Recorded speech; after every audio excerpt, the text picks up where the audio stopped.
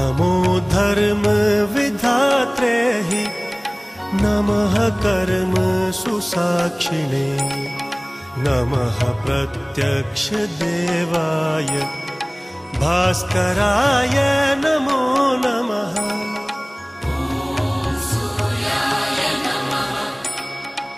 एकचक्रो रथो यस्य दिव्यः कनकभूषितः स मे भवतु सुप्रीतः पद्महस्तो